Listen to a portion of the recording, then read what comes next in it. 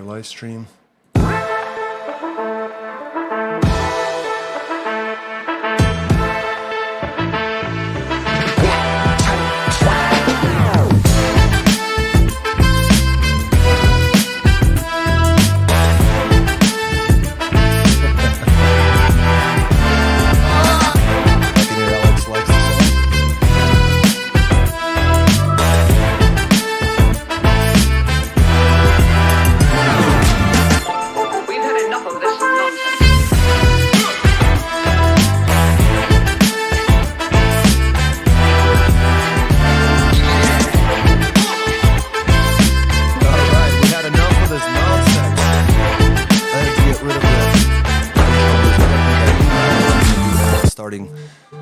Moving forward is I'm going to play a brand new track every single Sunday.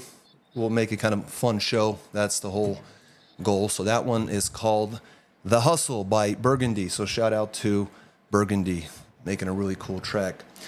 All right, so what do we have here? And we will explore that as well. Let's take a look at the screen. So guys, welcome for any of our viewers. Looks like we have one viewer at the moment. Hopefully more will show up as the show continues. Today is Sunday, the 25th of February. This is the AFT Dispatch live trucking show with myself, Vitaly, and my trusty, handy dandy friend over there, co-host Alex Payne.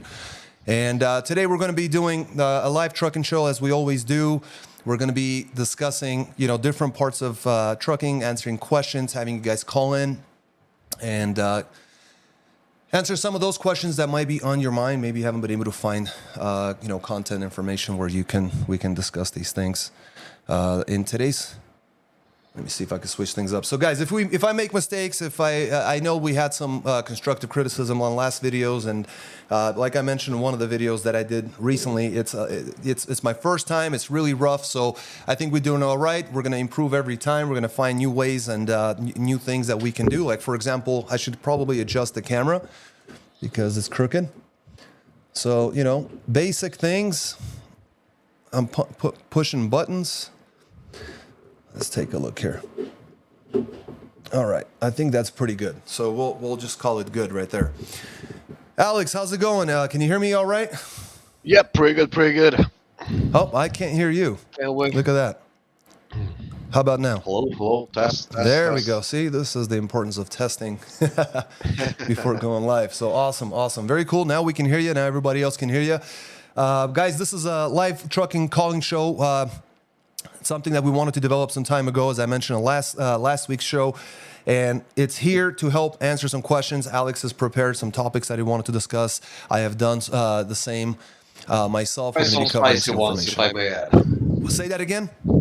Quite some spicy ones, if I may add. Some spicy ones, absolutely. We definitely like it spicy. We're going to cover a lot of stuff, and if there's things that we don't cover, you can always message us, let us know, send us a text, give us a call, and on Sundays you can call in live and ask that live, and one of us will get that answered. Get your question answered. Yes, David, we're still live. We're still live? Yeah, very good. So it's working. Yeah, it looks like we have a few people. There's Colonel Starfire and David Duran. This is still live. Yeah, absolutely. This is live. We're here. Give us a call. Hey, let's see. Where's that screen that we have that will kind of advertise the? Let's see. Was it this thing? I'm probably on the wrong screen. In any case, we 801-448-6363, push option 3. You'll come out to Alex, have a quick talk with him as we wait for more viewers to kind of jump into the channel, and we'll dive right in with the show. Let's take a look here. I think I'm doing something wrong here. That's what it is. I think I just need to hide Chrome and turn on the header. There you go. There's the number. Look at that. I figured it out, guys. I figured it out. Very cool to see. Very cool. So we got some viewers coming in. Thank you guys for showing up. Anyway, let's get the show started. We're about 5 minutes in. I don't want to waste too much of your time. Never do. So let's jump in. Alex, how are you doing over there, man? I'm pretty good. Chill weekend. Nothing really crazy. I was preparing a little bit because I wasn't sure exactly what to talk about tonight, but I figured some stuff out and I prepared some topics and actually some very sensitive things that some truckers might think that they know exactly what they're doing there. So I'm trying to maybe help some people. Some people are maybe skeptical, some people not. But I think people that actually want to succeed and want to grow up in this business, especially the new carriers, this is some information that will serve more towards the new carriers. They'll find it very, very valuable.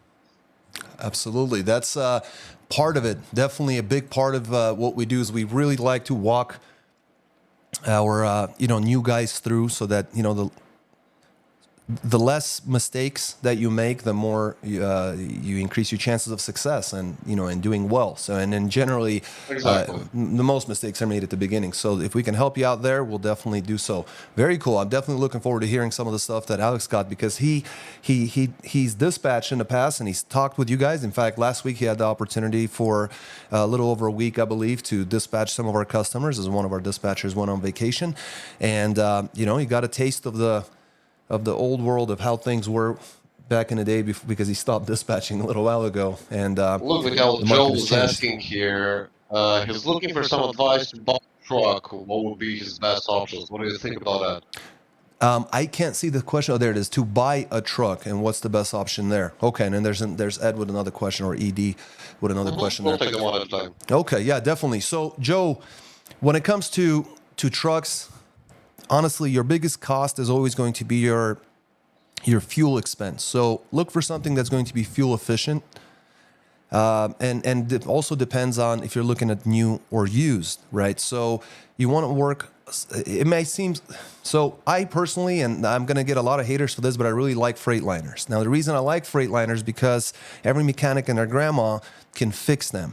The dealers, if you end up at a dealership, a lot of them are 24/7, always available, and a lot of other mechanics past warranty, for example, if you've got used equipment, they can work on the old DD motors and things like that. You start getting into like pack cars, definitely I would stay away, especially the older models. Maybe they made some improvements on engine design, things like that in the new models. I have been hearing things, but I would probably stay away, especially for your first truck.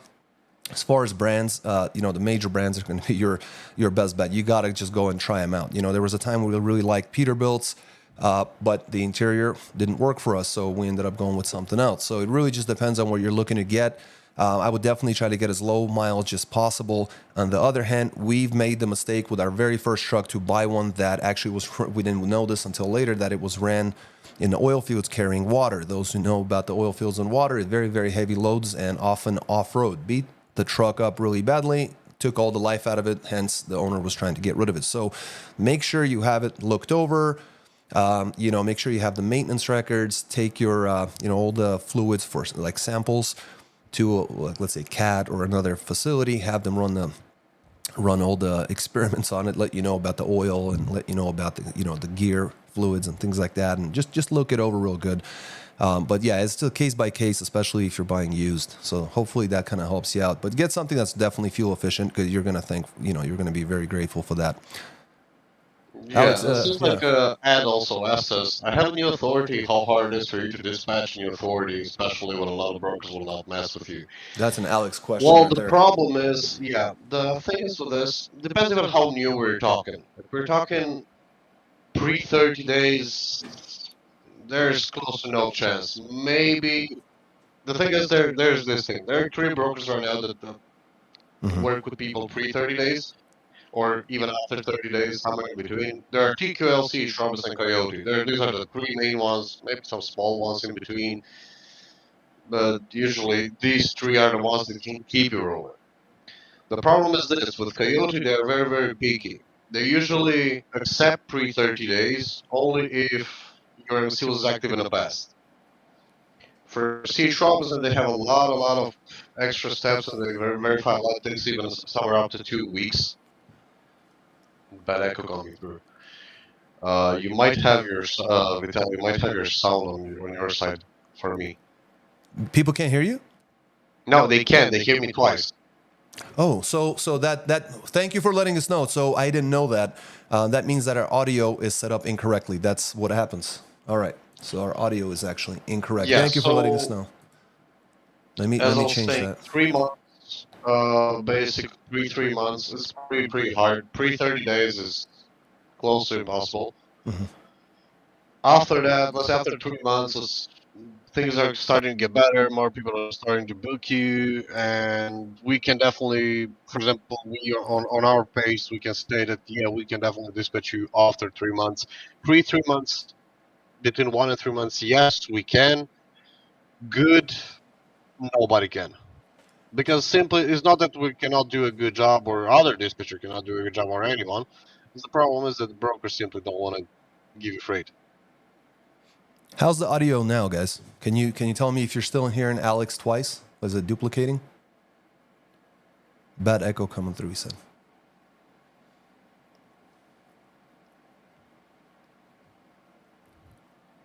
Might be the audio setup. The way I have it set up, it might be incorrect. Alex, I'm can also you checking. talk a little bit and see if guys will tell us if there's an echo?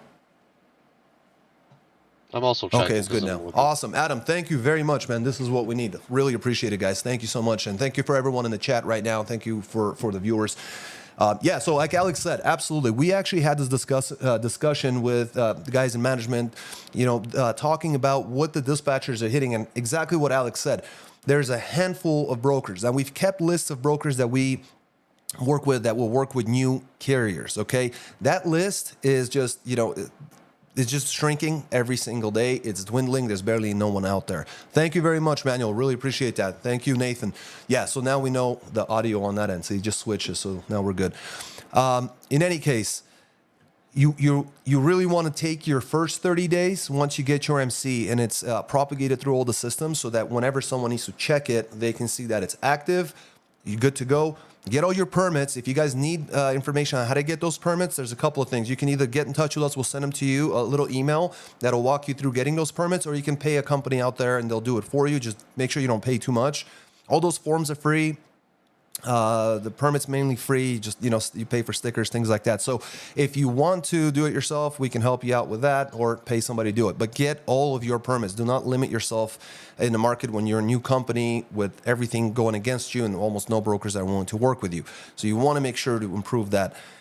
Make sure that, you get your what are they called? Inspections. Now, we had a gentleman, I still have to respond to his email. Hopefully, if he's watching, I will respond to you. I promise.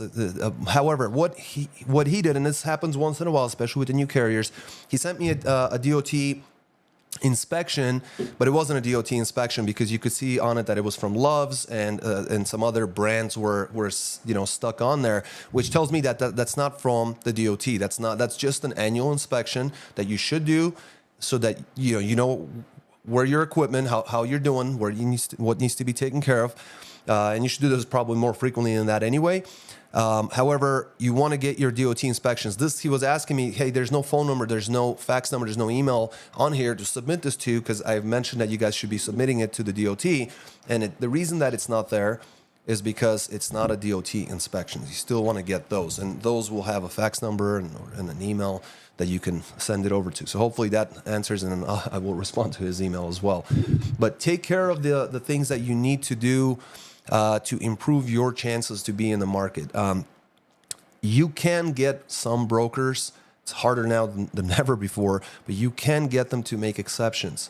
So if you got a dry van, get it vented. It won't really help you now. It's too cold, but like today it's in the 60s in Salt Lake, which is completely abnormal. So, who knows? Maybe you could take a load in a vented van. The cost of it will be covered from your first vented van exclusive load, right? So the difference will cover that. So you want to do everything you can. Make sure you have everything taken care of. Get all your permits, get your Oregon bond, open up the market as much as possible, work with all sorts of brokers, call in, literally make friends, because they're constantly, dispatch is fighting, carriers are fighting, brokers are fighting, everyone's arguing, everyone's, tense in a bad market. And you want to be a little joy, so you want to give them a call, maybe make some friends and see if you can get them to send you a packet. They'll push it through. Maybe you'll get yourself one more broker. So those things are all doable, and that's something that we also do. That's the reason why we're so big on having relationships with a specific agent in a specific brokerage house, because then, you scratch my back, I scratch yours, becomes more available, more opportune kind of. So yeah, definitely there's that. I think we had some more questions on there. Can't see. stay home. I'm on home time, so I'll have to catch up. Oh, thank you very much, Colonel. Thank you very, very much. Enjoy. The replay will come in once we're done with the show. And then the rest of it was about the audio. So thank you very much. And It sounds like David Duran used to work with us. yeah, the name was definitely very familiar. So that rings a bell. Sometimes it's really tough because I can't pick up the names on YouTube because they're a little bit different or whatnot, and it kind of throws me off.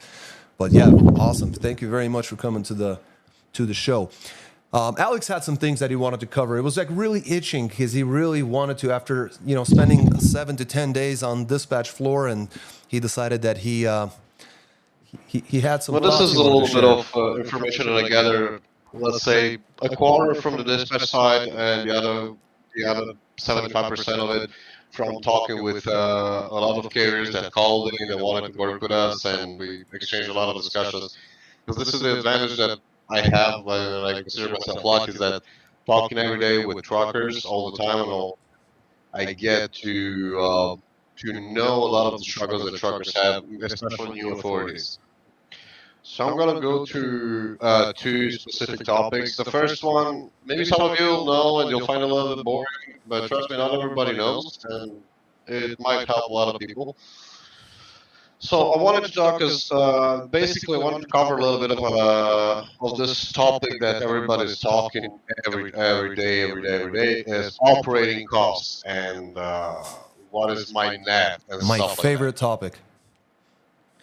All right, then I wanted to talk about one specific part of operating costs that many truckers you would see that sometimes even people with 20 years of experience neglect is tires. Tires are, I don't know if you believe me, are one of the largest operating costs for owner operators. I actually did a little bit of research because I heard a lot of back and forth and I wanted to check it actually for myself.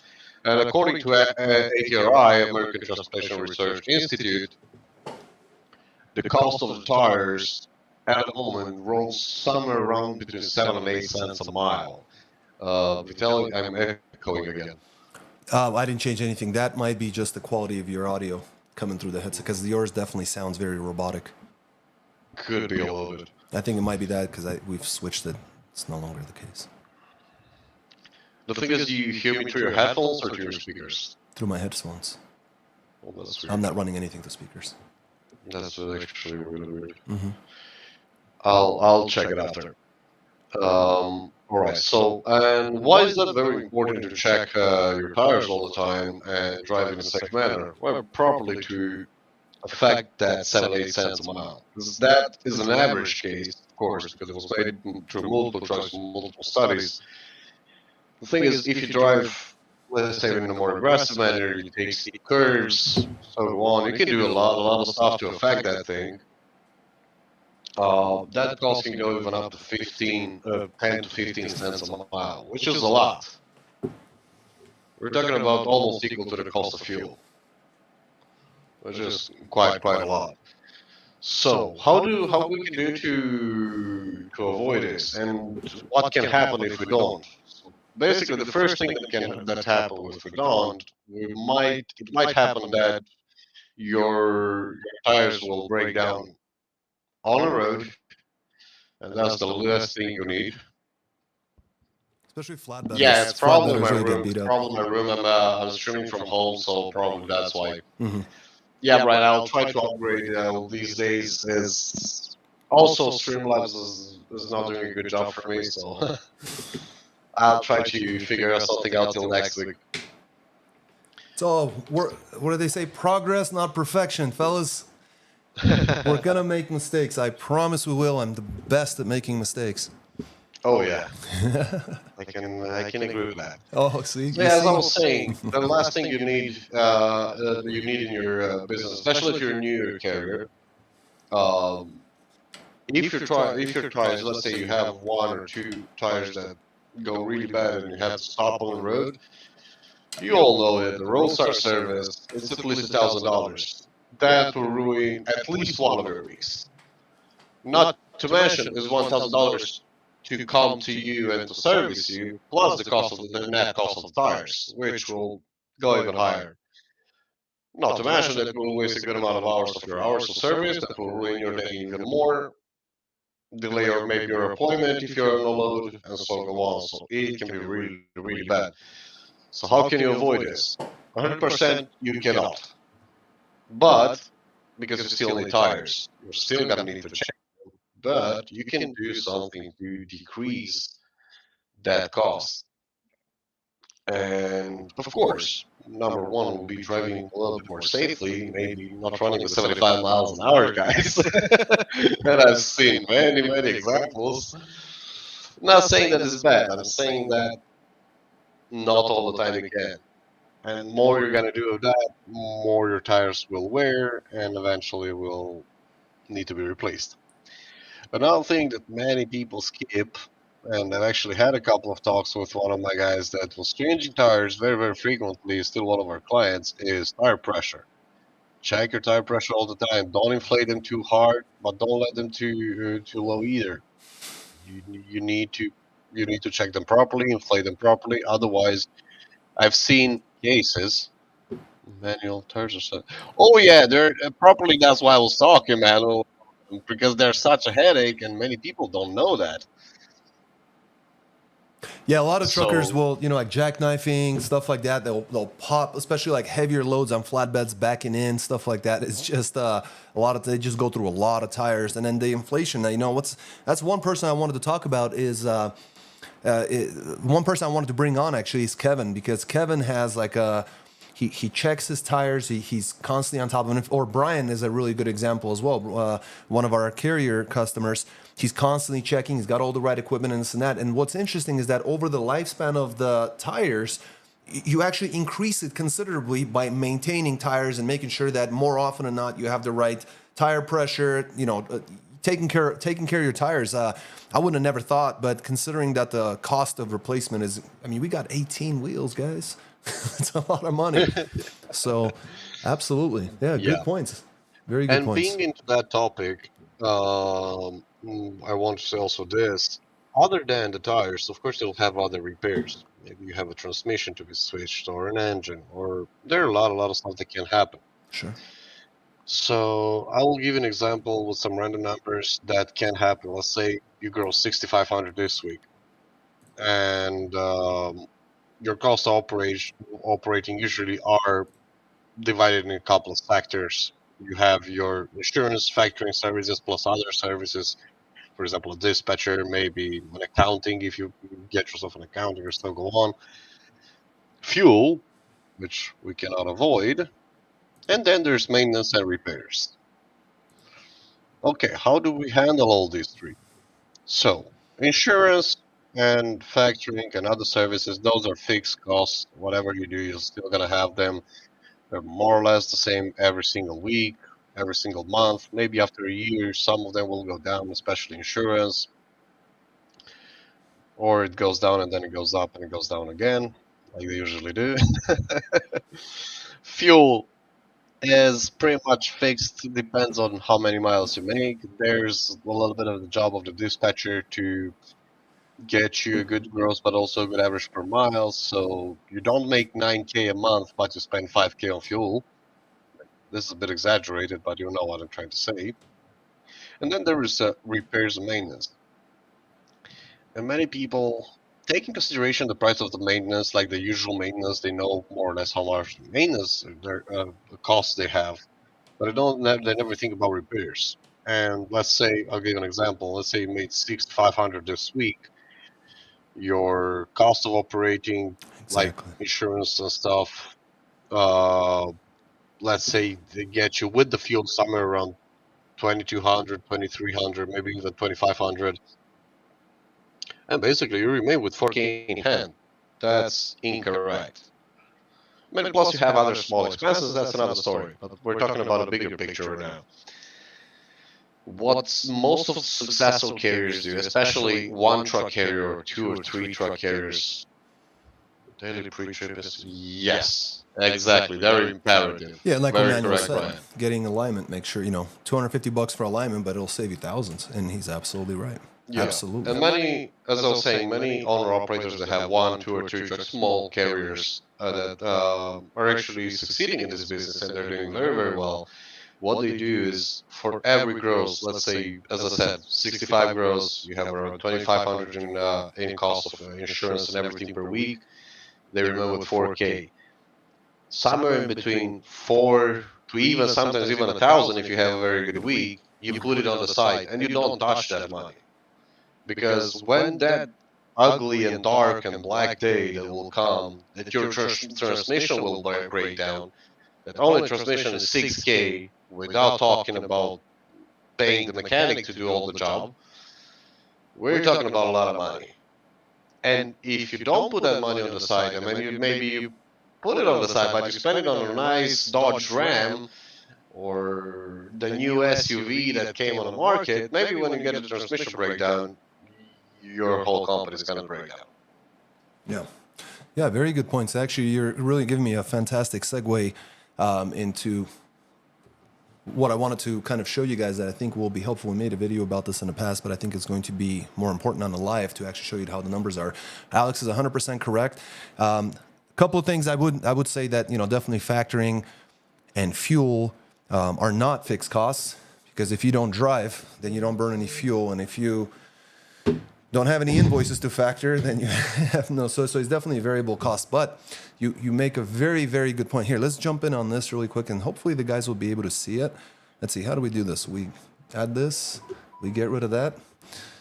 All right, let's do this. And then what we're gonna do is we're gonna say, boom. And let's see if I can zoom in just enough for you guys to be able to hopefully see. So you might not see some, yeah, you should be fine. So to Alex's point, let's say that you guys drove and you got your $250 a mile average, $300,000. I mean, let's be, this is like an annual figure, and all these numbers are based on annual, right? So, you can't see it because Alex is over that. However, what you want to remember is that your tires, your maintenance, your factoring, all of these things are going to cost you money. Probably the number one or number two comment that we get in our videos, in the comments after we post the videos, is gross doesn't matter. Quit talking about gross. What really matters is net. And I agree with you. Net is your money that you get to keep in your pocket. However, how is anyone going to give you that? Because most truckers don't even know their operating costs. Unfortunately, we gotta fix that. We gotta fix that. You can't, otherwise you can't know if you're doing well or not. You don't know if you're close to break even. Are you losing money on every month? You have no idea. And it's really good because you're going to know your operating costs, and you're going to know what, where you can take, what kind of a beating you can take, how much of it can you take, and, what do you have going on in your company. But the reason we can't provide you guys net numbers is because everyone's different, right? Some people have very expensive trucks, others have trailers, et cetera, et cetera. So let's just play with the numbers, and let's look at it like this. We'll get a guy, we'll call him Frank, right? So Frank made 300 grand. Out of that 300 grand, $300,000 at that mileage. So basically what he ended up doing is potential carrier income is $21,000 that he made for that year, right? At $250 a mile, those are the numbers. There's the driver gross, there's the gross for, $300,000, and monthly, having an outside driver. You should zoom in a little bit on that side so people can see it. Some people are watching on the phone. Okay, so let's do it like that maybe. It's just really hard to work with it. But basically what we're looking at here is Frank's got a driver. Frank's not the driver, right? So if Frank was the driver, he'd actually, he'd be nearly doubling the income because he's paying his driver annually $66,000. So you can keep that money, and his profits would be higher because he's the actual driver. So we can always add that information in there. But let's just say that Frank doesn't have a truck payment. Suddenly look at that jump. Total monthly revenue is at $74,000. That's his P&L. So monthly is $6,200, but it jumped from $1,000. Now consider this, and you won't see the calculator on here, but let's keep it at 6,200. Let me see if I can come up here. Alex, can you run a calculation here? Yeah. Well, it's actually easy enough. So all we do is 6,231 plus 5,500. 11,731. 11,700, guys. So $11,700 in at a $250 a mile average if you just paid off a truck, because that's just talking about no truck payment. All right, truck and trailer payment, no truck and trailer. We still kept insurance, $23,000 for the year, but let's say His insurance is at 19,000 bucks for the year, so we dropped that a little bit. His diesel, we'll keep it at 6 miles a gallon, same thing. All of this stuff remains the same, pretty much the same thing. Suddenly he's at 6,500 bucks here. Let's see if we can scroll over to the side. What else can we save here? Say he got not 2.75, but he got, let's say he got 2% factoring, right? So 8,250. Now we dropped it to 6. Say he saved a little bit of money. Let's say he saved some money somewhere. The maintenance account is there, so that's an additional 1,500. And assuming that nothing broke, Alex, let's run this now. 5,500 plus 6,756 plus 1,500. And what do we got? Plus 1,500, you said? Yes, sir. It's about 8 something, right? 27,256. Say it one more time, sorry. 27,256. Okay, there you. So you sure you got the right numbers, right? So we got. I'm even surprised. 5,500 plus 6,756 plus 1,500. 67. Yeah. Okay. So there you go. The fact of the matter is that if you drive yourself, you keep this 5,500 to yourself. That's why it's so important that you continue to drive your trucks until your fleet is to a point of having about 5 trucks where the 5th or 6th truck you can actually get off that you've been driving this entire time and give it to another driver. During bad market conditions, your salary is there to supplement the income of your drivers to basically offset the losses. You have to continue driving. A lot of folks think, hey, I got my first truck, drove it for a little while. I put in the work. I deserve this, and that. They get off the truck, put a driver behind, and they wonder why. Because $66,000 a year goes to the driver that should have been kept to you. If we just keep going back here, another $61,000 right there. So that's already over. That's 130 grand almost right there. And then you got your insurance would be more expensive, maybe with drivers or whatnot. I mean, you're going to have an insurance cost either way. And your factoring is costing 8,200 bucks. Could be about 6,000. So you could save some money there. There's some additional expenses that you may be experiencing or having that may not need to be there. You know what I mean? They just may not need to be there. Let's go ahead and get rid of this. Get the header back on. And you really could be keeping that money. And that's 120,000 miles at $250 a mile. Now, again, we can change those numbers. Those are kind of extreme numbers. And we can play and we can change it and we can do it individually. But the bottom line is that you could take that. You could take that to the bank, literally, because that money would be deposited into your account because you're not just throwing it away with a $60,000 annual payment on the truck for, let's say, whatever it might be for what, 4 years, 5 years? You have insurance, you have factoring. Why do you have factoring? After your first or second year, you should have enough money to operate. I mean, as long as you're doing things correctly, you should have enough money after a couple of years to have enough operating cash that's set aside that you can wait net 30 on your invoices. Here and there, maybe do some quick pays that are super cheap. You should be able to do that. That's an extra $687 a month. I mean, that's a nice car of some sort. You could find a way to spend that money. So that's kind of, let me close this out. That's kind of where we're at with those numbers. Oh, and then the other thing is the 1,500 bucks that I added. That's just $18,000 a year set aside for maintenance. And we're setting aside 6,400 bucks for tires, and then PM and regular and repairs is an additional $11,600. You're going to have PM, no doubt about it. You're going to have to go through a set of tires. But the bottom line is that if you can make those tires last you longer, more money in your pocket. So hopefully that kind of helps answer some of those questions. Alex, anything you want to add? Anything? Maybe I made some mistakes or whatnot. I mean, on this side, I think you have more expertise than me. I was just saying it in like a little bit smaller lines properly because I have a different approach and I have a different view on it. Sure. You have the more mathematically, let's say, view on it, and a little bit better than me on this side. So I think that was perfect. Oh, I appreciate it. Yeah, hopefully, guys, if you have any questions, let me know. Brian's asking, what is the percentage of the gross your owner-operators are being paid? So as far as the owner-operators on the lease program, it can really vary because it depends on several different factors, which actually we allow you guys to do that a lot of other lease companies don't. Like, for example, you can bring your own plates if you got them. I actually highly recommend it because the plates through us, we go through Illinois. Illinois is probably one of the most expensive states. I think it's like the second or third most expensive state for IRP, for cab card and plates and things like that. So if you got your own, bring them over. They are acceptable. The other thing is trailers. Some guys will have a trailer, some won't. That'll affect it. And then there are other things. And so I would highly recommend you talk to Kevin. What I can tell you up front, and I always say, is that we don't have any bells and whistles in our program. So those are things that are created by leasing companies in order to charge you for pretty lights and sounds, right? And so we don't play that game. So you're going to get the raw cost.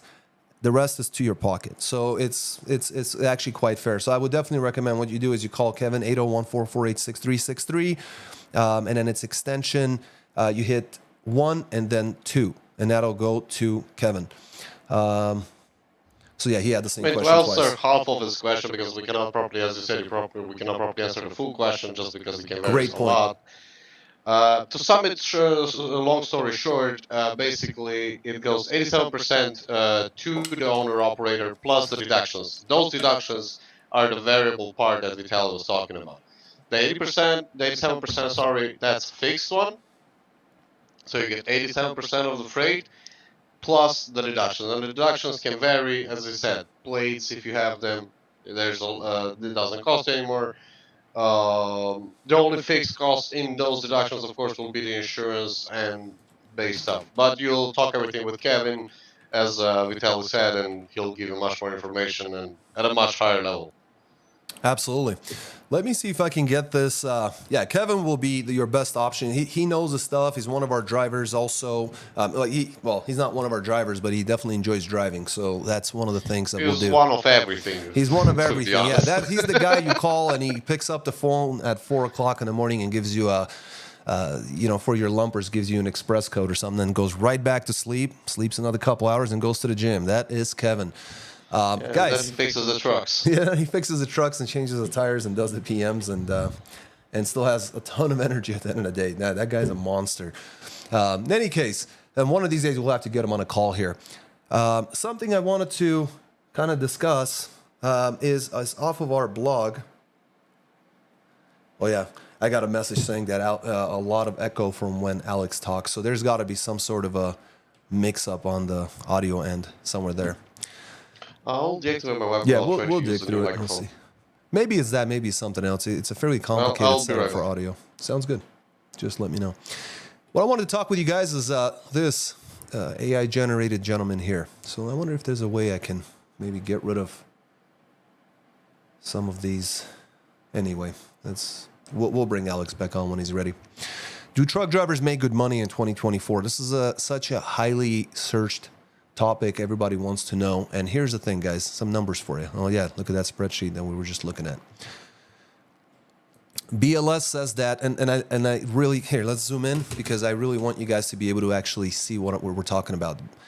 BLS says that truckers make so much amazing money, truck drivers, company drivers, they make so much amazing money that they're actually being paid more than the average job in the United States if you average and average, okay? As of January 2024, $67,500 a year is the salary. However, the BLS, our wonderful government, and the folks with the power don't seem to know how to do math correctly. 1.2 million salary submitted anonymously. This is 19% higher than a BLS figure that we'll discuss. So what's interesting is that the average annual salary for heavy and tractor trailer is going to be $56,730 in 2020. In 2024, it seems to have gone up over $10,000. So wonderful. We're making more money. And so what they're saying is that it translates into $27.28 per hour. Well, that sounds pretty good, right? 27 bucks. I mean, I don't think even that's good enough to be a truck driver. Looks like Lucas Wisselman. Sorry, I have a very small script. Wolsterman. Apologize for that. I don't know about Kevin, how Kevin does it. Yeah, he truly backbone of the company. You're absolutely right. Kevin, that guy's something else, man. Completely, totally different stock. In any case, getting back to this, they're saying 27 bucks an hour, 27.28 an hour to be a truck driver. This is averages.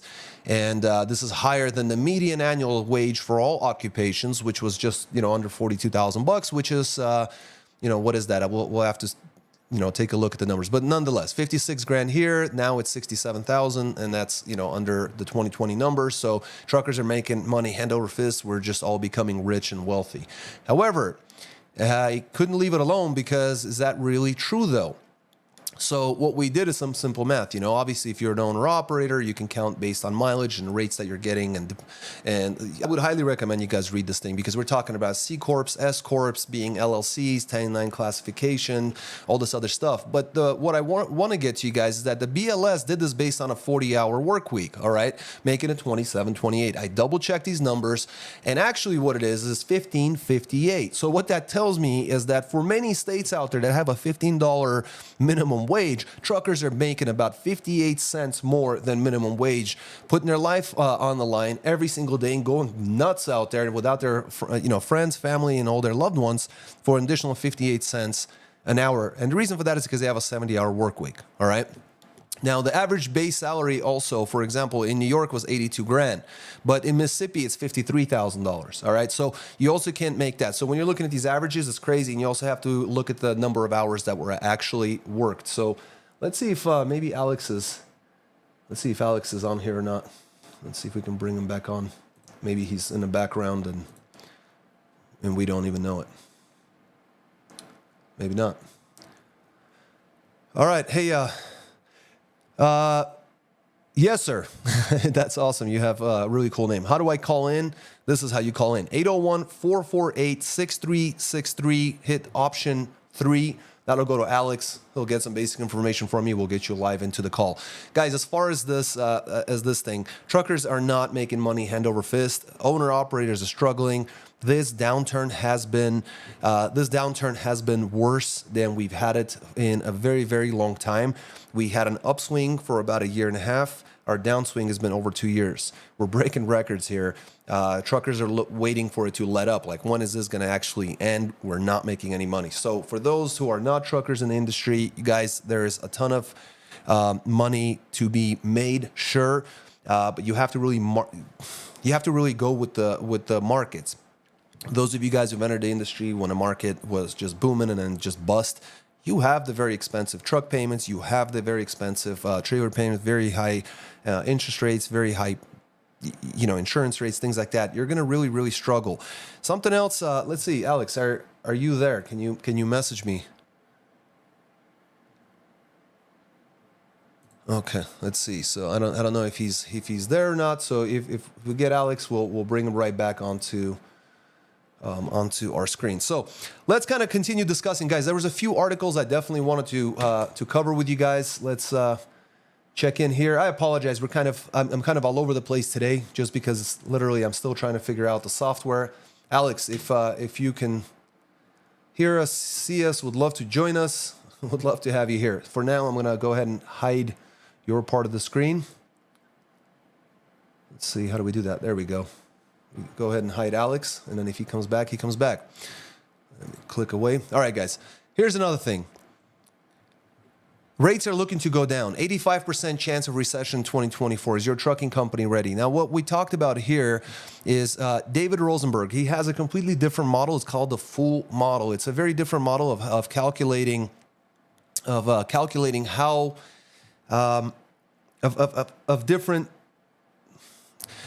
of recession models. Basically, it differs because it's looking at different things like debt levels. It's looking at the yield curve. So right now we have basically a reversed yield curve, which basically means that we're short term is paying better than long term, which is opposite of what it used to be. And this is really affecting the United States and the cost of the dollar. They're looking at foreign term spreads. They're looking at debt levels. They're looking at where the United States is and the trillions and trillions of dollars that we're going into debt.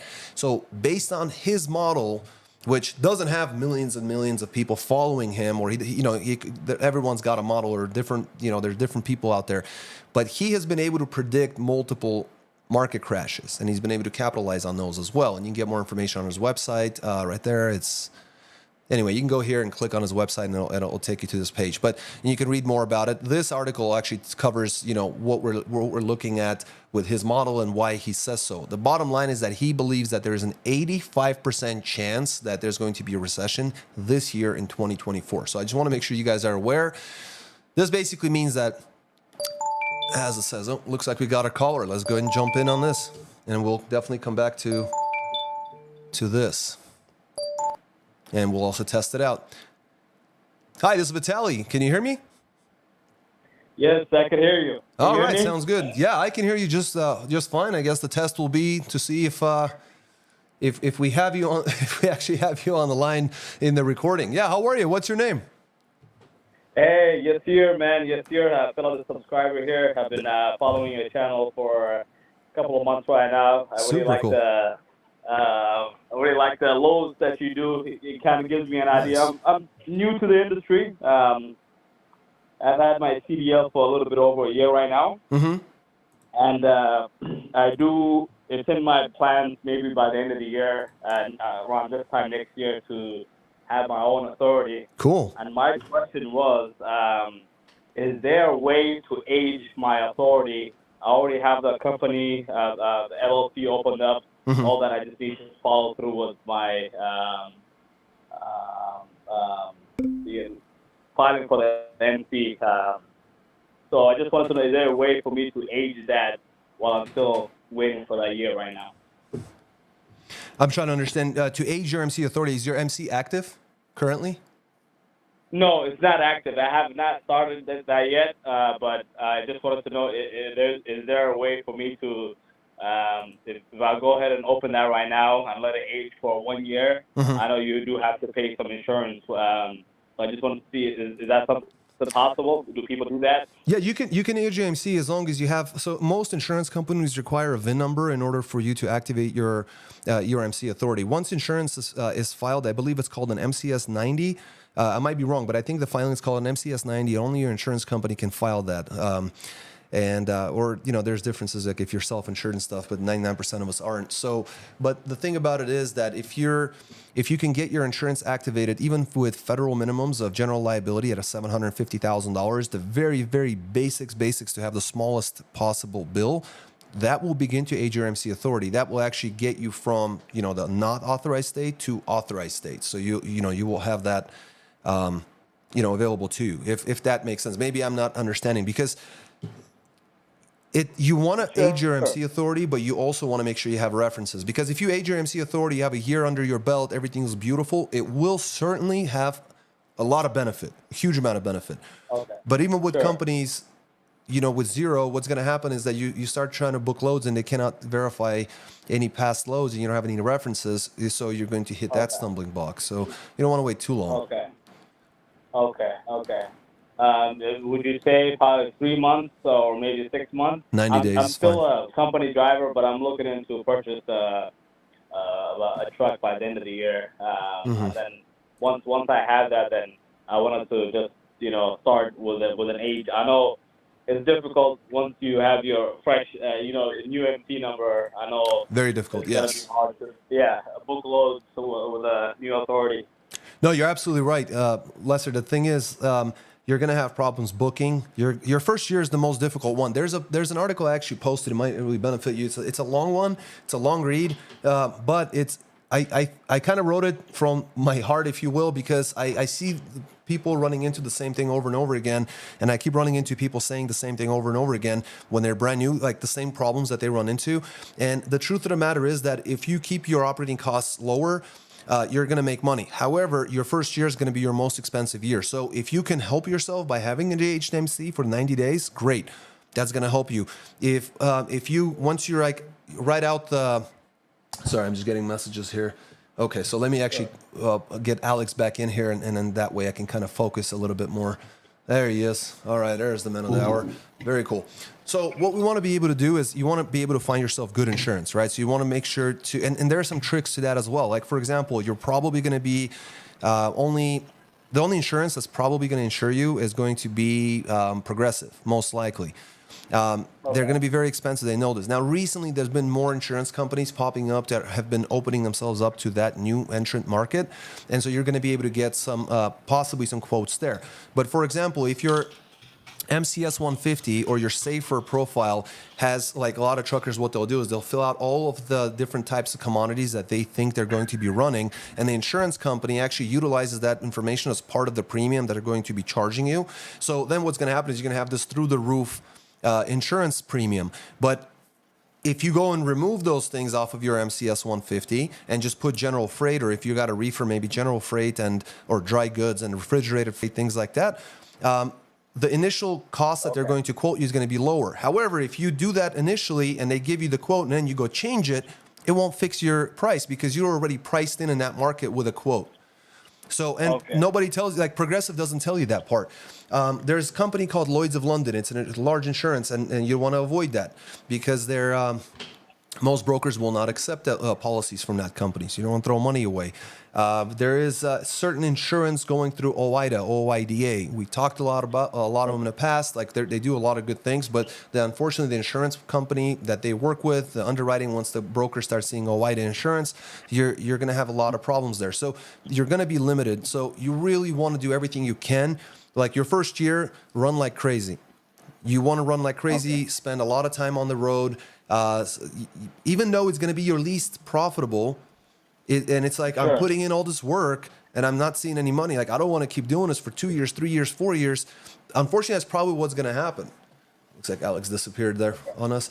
So you're probably going to end up having to do that. So get your permits. Get in touch with us. Or, you can send me a text or something like that with your email. And or maybe we already have you in the system. I can send you that email with so you can get your permits once you get your MC. Because you could spend $1,000, $1,500. There's companies that'll take your money to do the permits, or you can just do it yourself.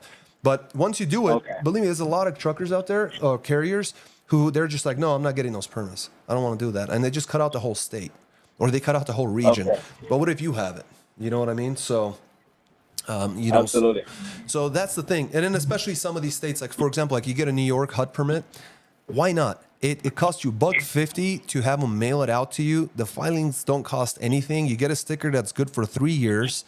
You can file quarterly with them, and in fact, like in some cases, you could file annually even. Like I'm on an annual basis because we don't go to New York very much. But New York is fantastic, especially for a reefer, because you're going to be able to get good freight going in and out, and you have an opportunity to haggle a little bit more with the broker, saying, "Look, man, you on the phone, you got yourself a good carrier, it's got the permits and everything. We could be done with this. You just got to give me my price," and kind of you improve your chances, you know what I mean? After that, after you put in a few years, you're set up with a bunch of brokers, you're on auto renewals, you got guys calling you, they're giving you priority, things like that. Absolutely, man. Then you can say, you know what, I'm not going here, I'm not going there, whatever might be the case. But during a bad market as a new carrier, you're going to have so many headaches, you're going to work harder than you've ever worked before and probably make less money than a company driver. Sure. But you're investing into it, you know what I mean?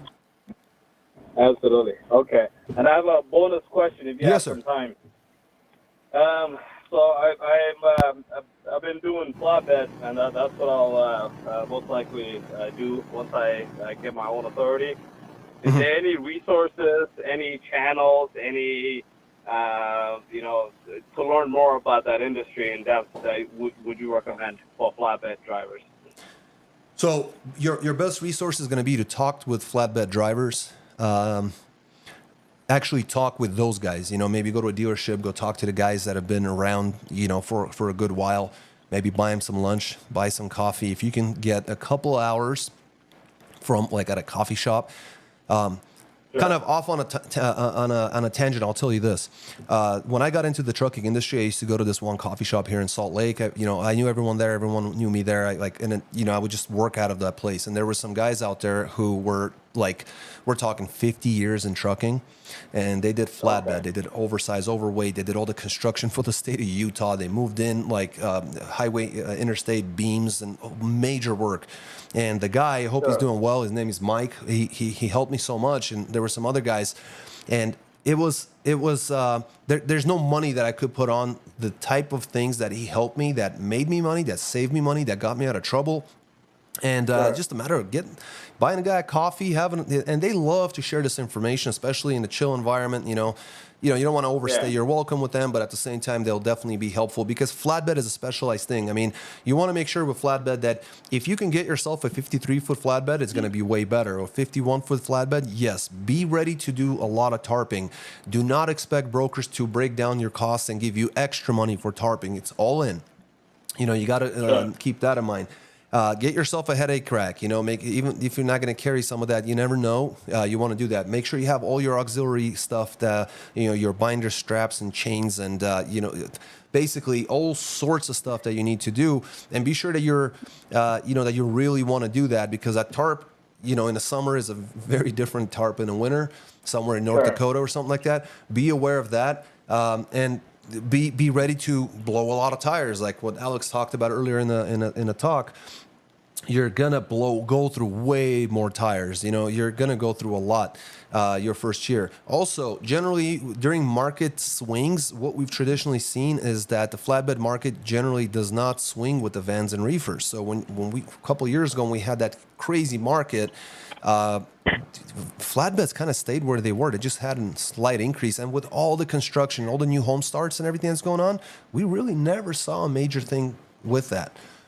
Alex, is there anything you want to add to this? What do you think? Yeah, in terms of flatbed, there's a major thing that I want to add is the board has said, prepare yourself for tarp. Move your mic a little closer. I think you have it switched down. Is it better now? Yeah, much better. Cool. So basically, what to expect? Yes, as I said, a lot of tarping, but to be more precise, we're talking about between 70 and 80% of the market is tarped right now, and the other 20% is the pipe stays.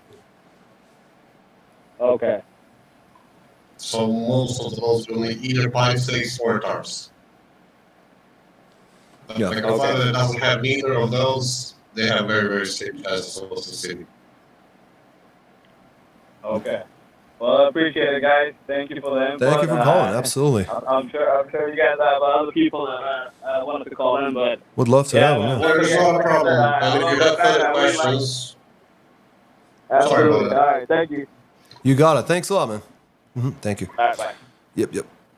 All right. So here's the number again: 801-448-6363. If you got any questions, give us a call. We'll try to get those covered for you. Welcome back, Alex. Hope you had. Thank you. Good I changed a little bit of mic. I hope it's a little bit better. You sound further away, to be honest with you. You probably got a different headset or something working. Yeah. So no, it's all it's good. a different microphone. Oh, it's a different microphone. Yeah, it sounds a little different. Let's jump in. Sounds worse. Well, it's not so much about me. It's more about the others. So let's get you back onto here. There is Alex. All right. Guys, what we were talking about here is the implications of this. So what you're looking at is decreased freight demand, so less stuff coming in. Now, what we've been seeing lately is more port freight coming in, right? Coming from the east and the Gulf, going down to the western states. We made a video about that.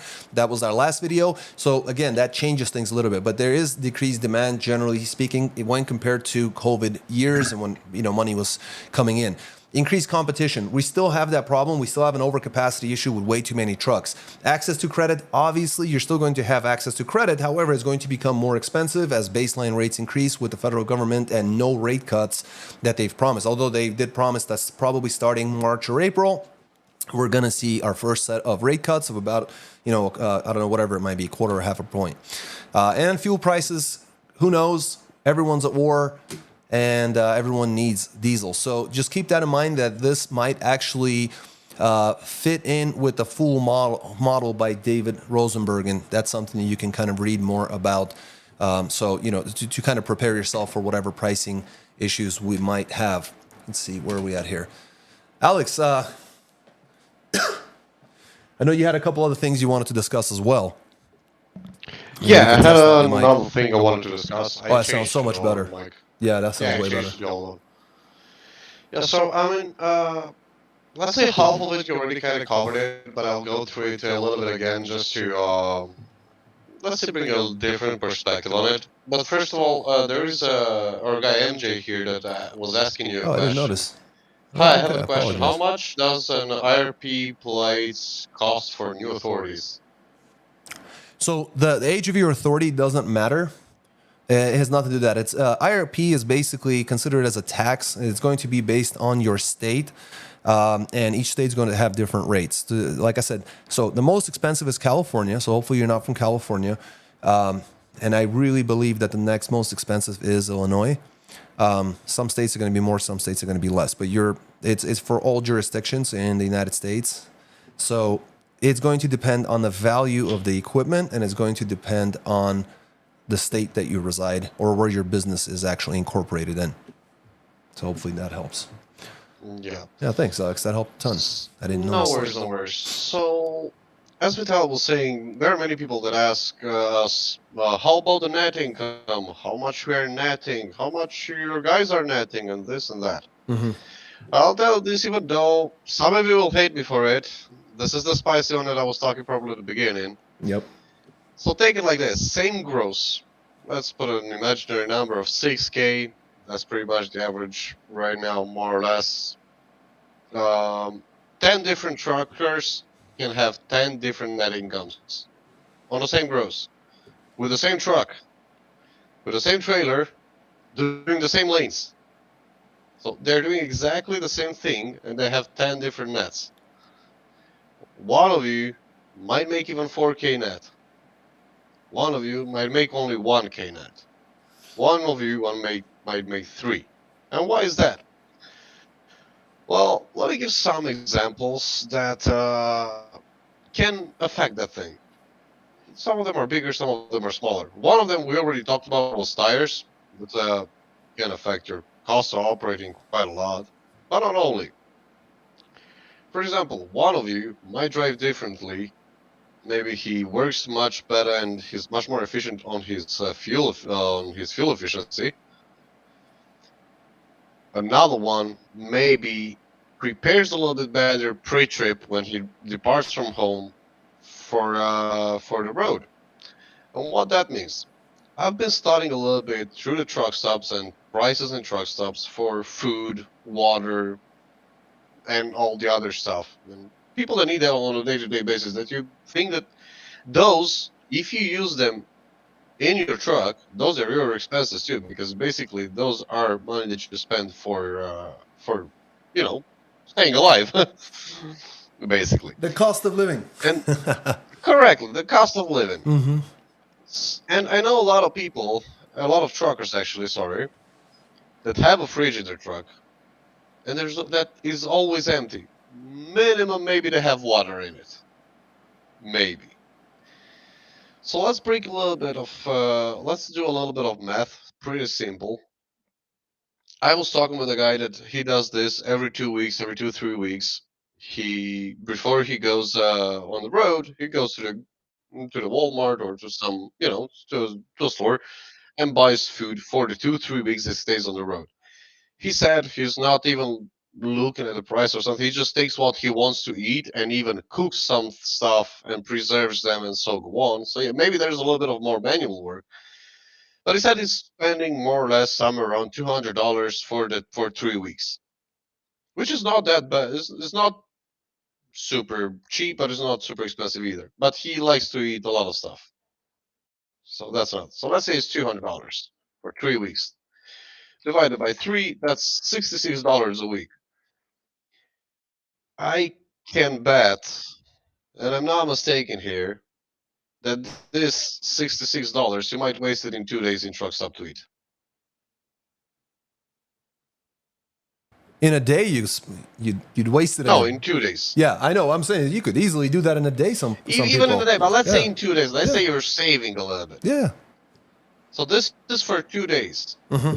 Let's say it's for 2 days, $66 for 2 days. That means per week you're somewhere around 180.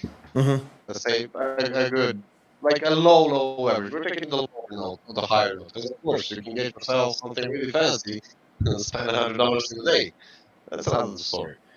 Let's say you're 180 per week. For 3 weeks, you're 540. That means you're spending $340 every 3 weeks. If you make a little bit of math, you're throwing away and eating much more and healthier food. Maybe somewhere around $5,000 to $6,000 every year. Eating unhealthy, more unhealthy, and throwing money. And that $5,000 or $6,000 that you threw away just because maybe you were a little bit lazy to, prepare something from home or do some groceries on your weekend that you were home, that $5,000 or $6,000 might cover for that transmission that will break down in 8 months. Those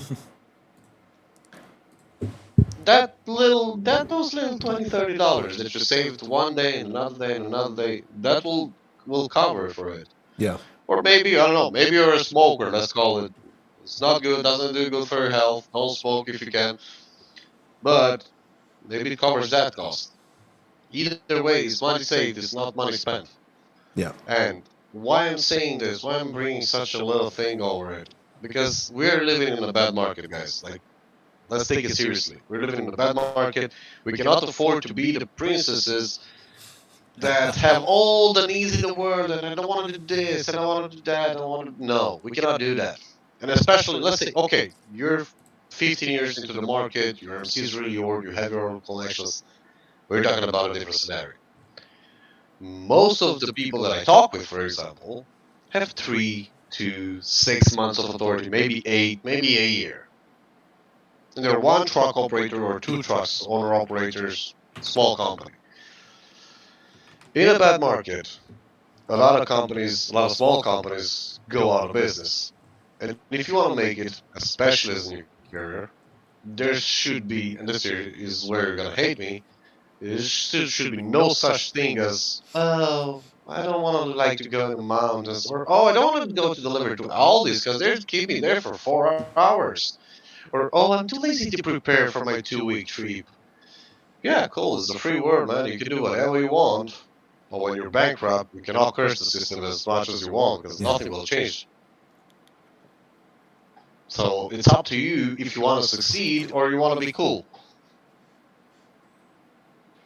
I'm going to interrupt and just kind of laugh. Manuel said, no, not a Dodge. I just noticed your comment, Manuel. It's just whatever you want. Buy Alex, but just not a Dodge. It was just an example. I know. No. I thought that it was really funny.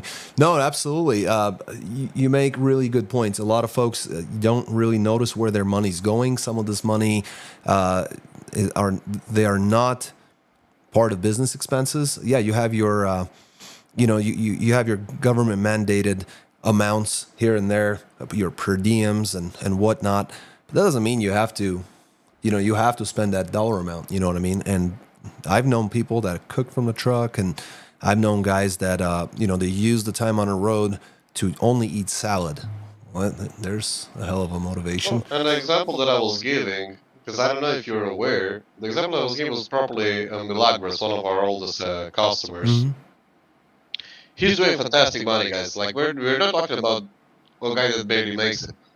That guy makes fantastic money. He runs like crazy, and he does very, very good money. He's one of our most successful customers, and he still does that.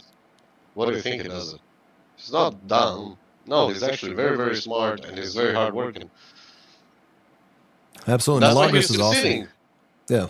Well, he's succeeding, and he's never sitting, right? So that guy is always running. I mean, I know he just took a well-deserved vacation. That's fantastic, and he's back up and running, I believe. And you know, I'm sure I'm going to see him in the top video loads every, next starting probably this week. I don't know. Yeah. Probably, yeah. S had asked this question. He says, sorry, I just financed a truck from a dealer. Can I register it under your company or, send me your number? So the number, let's see if we have the little header or footer, one or the other.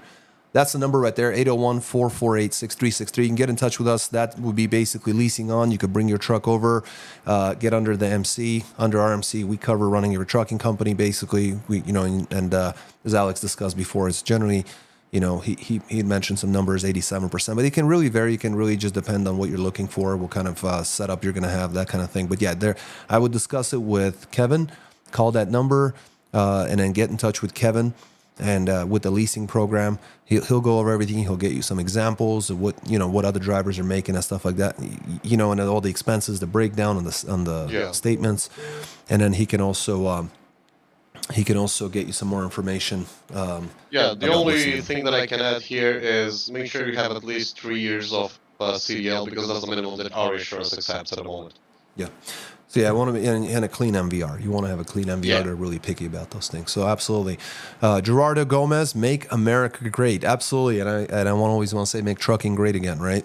Let's get truckers back on the road, back on on their horse, making money. And there is a way to do it, guys. There you can still do it. We have people doing it all the time. You just have to control your operating costs. You have to control your operating costs, and be aware of that. Any good forecasts for this trucking for this?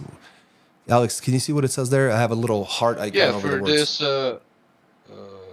Wait, I cannot either. Yeah, it's that stupid thing. Yeah, little I'll check hearts right on there, right? Yeah, for this the for business. this trucking business. So the good basically. forecast that we do have is that port work. We talked about this in the last video. Hey, let me show you like the little icon. So if you click on videos on our website, you'll see them. So this last video that we had, let me do this, and then let me pause it so we don't hear it.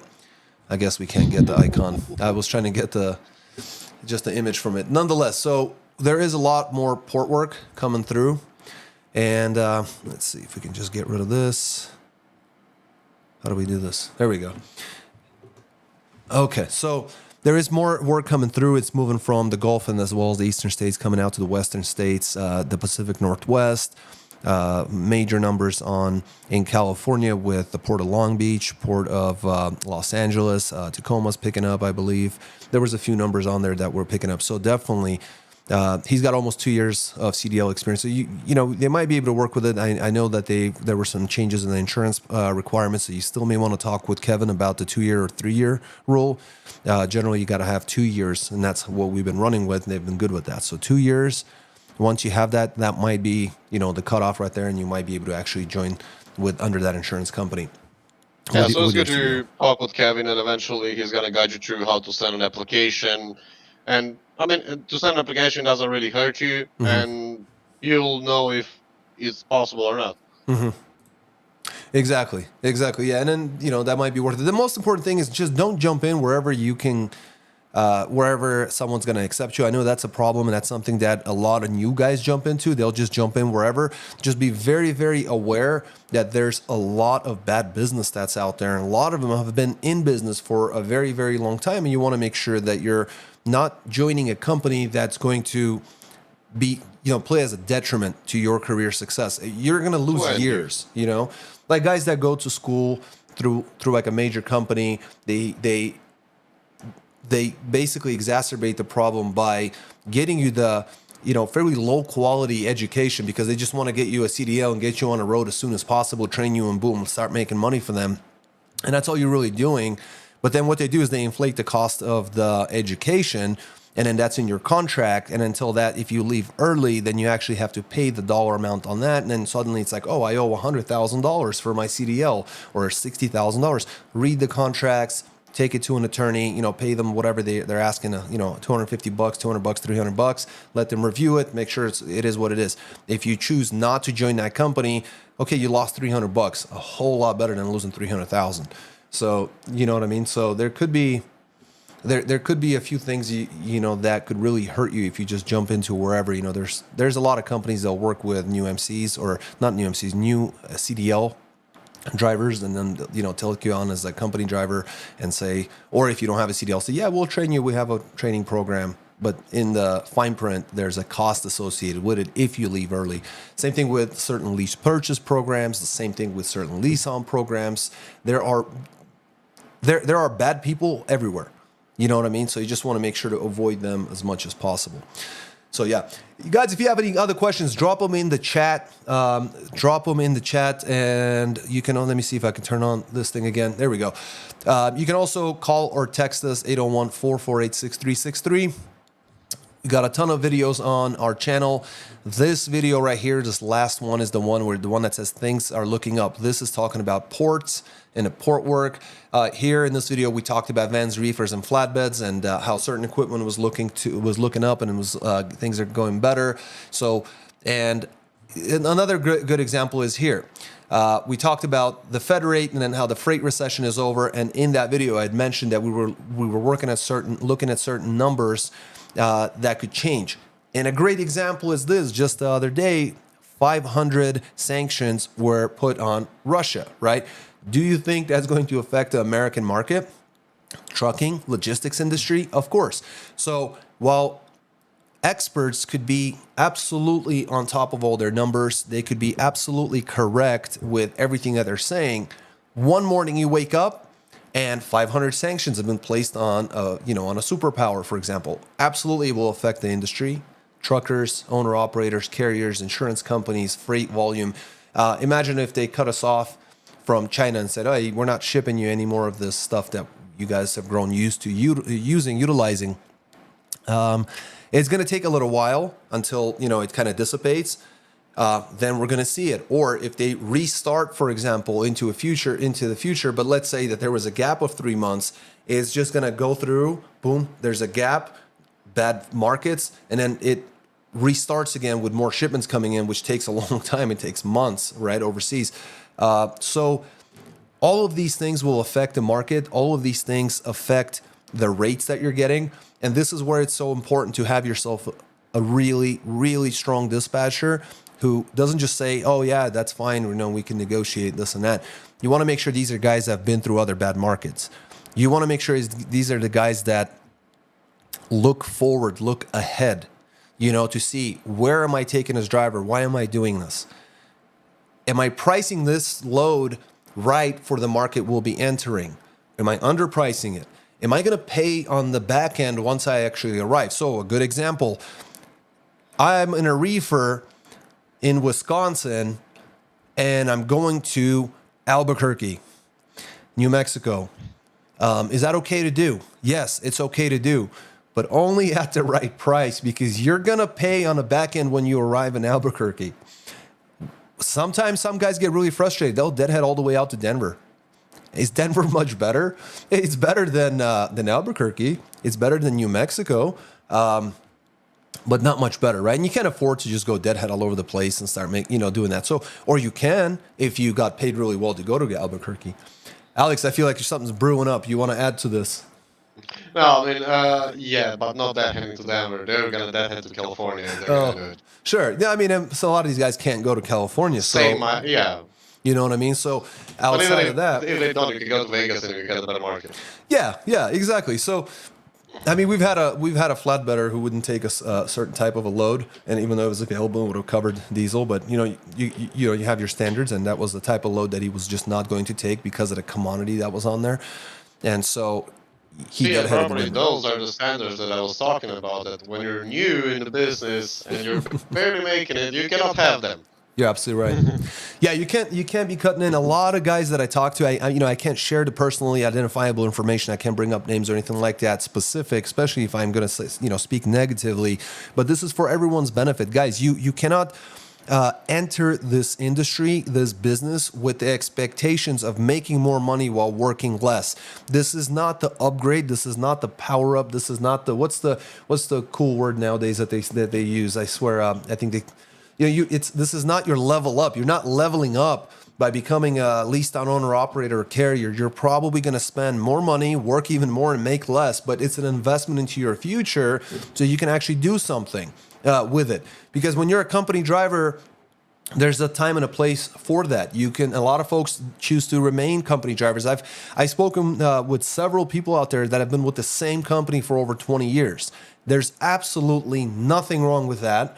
I think company loyalty, all of that is fantastic, especially if it's it's vis-a-vis and they take care of you. You know what I mean? They're taking care of you. You take care of them, and there's respect, and they treat you good, and you're getting paid well. Absolutely, there's nothing wrong with that. But if you think that you're going to open up your own MC authority and money's just going to start falling from the sky like manna or something like that, then it's not going to happen. You're going to make less money. You're going to work more. You're going to have more headaches. You're going to have a ton of people breathing down your neck more than ever before. You're going to have to deal with your dispatch, with the brokers, freight forwarders, insurance companies, the DOT. I mean, everything. And then you're going to have to go do all your quarterly filings and pay taxes and, keep abreast of all your operating costs as they move forward so that you can see, am I profitable? There's so much to do. Let me put it this way. There's a lot easier ways to make money than trucking. So if you're going into trucking to make easy money or fast money or anything along those lines, you have, go do something different, go do something else. There are easier ways to make money other than trucking. Alex, what's up? Yeah, another thing that I wanted to add, well, this is not properly for now, but since you're asking a while, I'll try to add that. Basically, what I'd like you guys to do, I'll put it even in a chat, maybe simple for you, even an email, even a phone number. I would like you for the next week, for the next stream, to make it a little bit more interesting, maybe a little bit funnier too, a little bit cute. Send me either through text or through email, which one works just fine for me. Send me a story of yours that's happened in trucking. Maybe it's a funny one. Maybe it's something that you learned from it. Maybe it's a scary one. Who never know. Whatever it is, send me a story that really marked you in your trucking career, in your trucking business. Maybe even, I don't know, conversation with somebody. Doesn't even matter. Send it. I'll review them, everything, and we'll go through. If there are a lot of them, through most of them. If there are not a lot of them, we're gonna go through all of them and analyze them a little bit, and maybe laugh a little bit together. Maybe have a little bit of a sweet moment, all everybody. So keep them coming. I'll put it here in the chat. Send them in either through email or to phone number, and we'll talk and Yeah, see it from absolutely. there. Yeah, there it is in the chat. Truckers have a lot of cool stories. Absolutely, and I was actually going to do a prank. Maybe we have a moment for this, and maybe we'll even make a phone call. Looks like we got a little bit. You know what? Let's mess around. I'm going to give one of our drivers, one of our awesome carriers, a phone call. I don't know if he's watching today or not, but we'll we like to have fun around here. I think that's what we'll do. Oh yeah. So let's switch over to here, see if we can get a hold of him. He has no idea that we're calling him.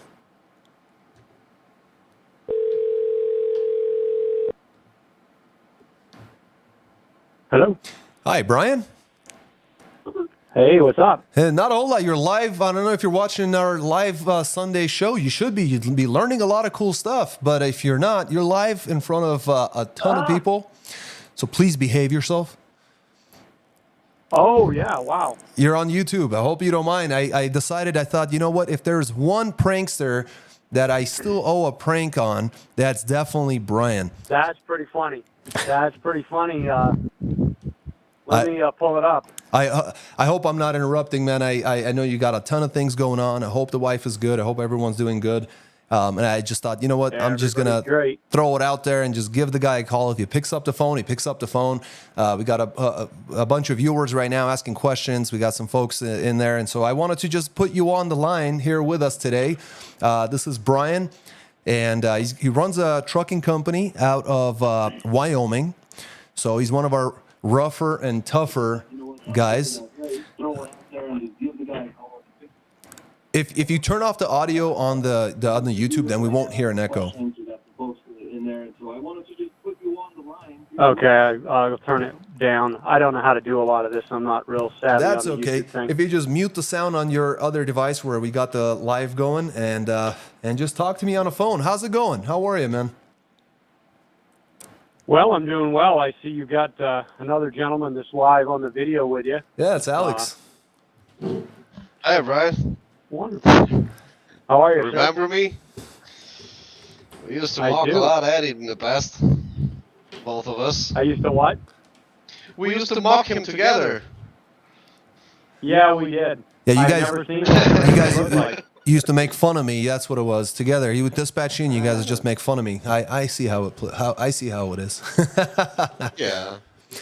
Brian, I thought I'd give you a call and kind of get a shout out to you. We got this live call-in show where folks are calling in, asking questions, and we try to answer some of their questions. We cover some of the operating costs. We went over that spreadsheet that you and I looked over in the past, where I actually have a little tab on there with Brian's expenses because we did that. And I thought, listen, let's call Brian. Let's get an idea of what.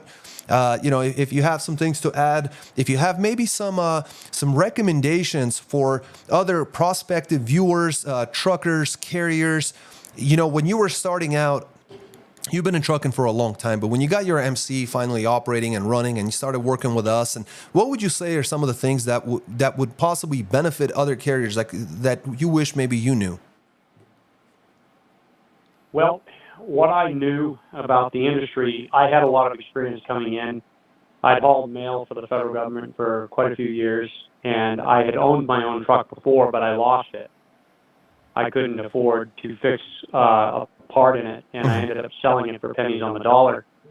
And so that was a painful experience. So when I went into trucking again, I did not want to go through that. So I guess what I would say is when you start out on your own, it's scary. There's nothing easy about it. Just because you're a business owner does not mean you work less, you work more. It's worth it in the end, but you work more. And if I remember correctly, Alex here on the show was a dispatcher. Right, correct. Yeah. And I had, he was my former dispatcher. Now I have a new one because of structuring details and things. But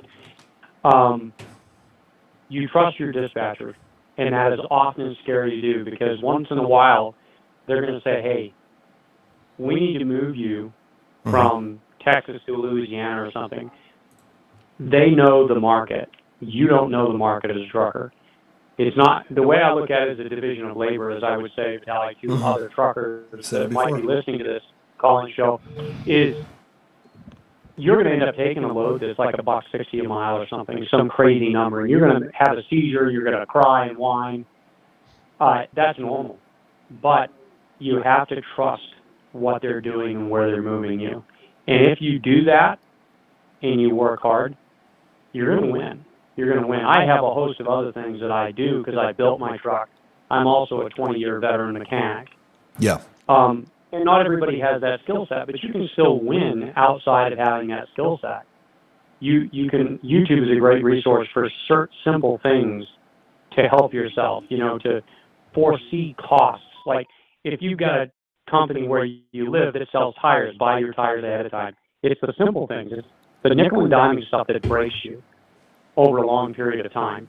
Absolutely. And I would say that's a big thing. And like I said, you need to trust your dispatcher because, like I said, it's a division of labor is what I was trying to say before.